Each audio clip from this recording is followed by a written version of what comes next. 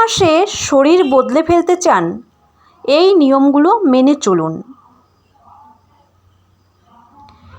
প্রতিদিন ৮,০০০ পদক্ষেপ হাঁটুন। প্রতিদিন ৮,০০০ পদক্ষেপ হাঁটুন।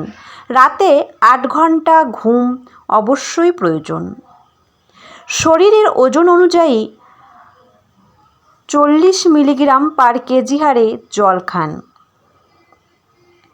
প্রতিদিন 30 থেকে 35 গ্রাম প্রোটিন প্রতিটি মিলে খান।